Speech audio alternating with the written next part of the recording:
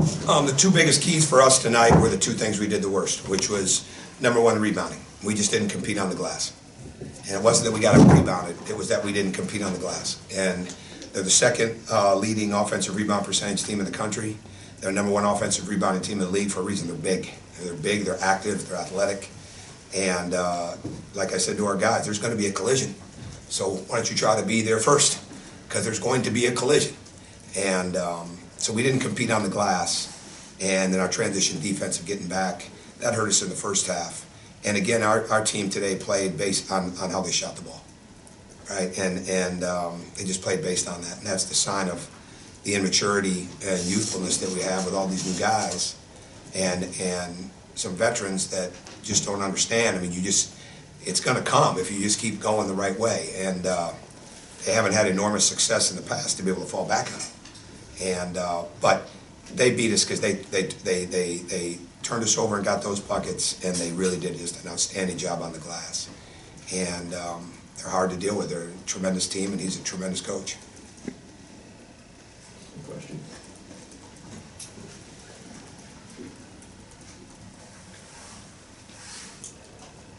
Coach Anthony Edwards, not his best shooting night. What was Mississippi State doing to kind of get him off his rhythm? Well, they were in front of him. What happens when Anthony starts to settle, he's average.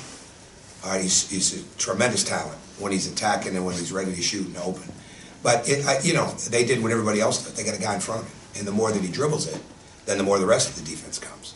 And I was concerned about that because he had such a good attack game the other night. It's hard for young people to understand, stick with what's working. Right? And but we didn't get. He's had some nights like that. I thought he competed. I thought he was very poor defensively in the first half, but he got better and he competed. We did not have our best competitive effort tonight, and that really was the problem on the glass. And that's basically how I see it.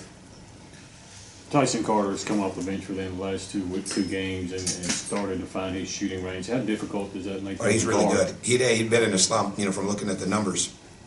And you don't want him to break out of it when it's against you, but he did. And we didn't get matched with him in the zone a couple of times, and he's got really good range. He's a tremendous long-range shooter. Obviously, he gets to the rim. He doesn't have much wasted movement, right? And he's elastic, like our kid Tumani Kamara. Tumani doesn't shoot it like that, but those guys are elastic, and they just spread out and they just keep getting things done. And he's a really good player. Coach, you guys were switching on the screens most of the game. Was it you guys defensively just? Yeah, we're not a very good post defensive team, and that's why we switch. We don't have guys that really relish that fight on the front line, so we've got to do a lot of switching, and it's just part of it, right? It's part of it, and that's what we feel a lot of times gives us a chance, because if we get caught playing behind in the post with some of our bigger guys, then that becomes an issue for us. But I didn't let you finish your question, I'm sorry. Do you have more to it? No. Okay. Any other questions for Coach? We good? Thank you. All right, thank you.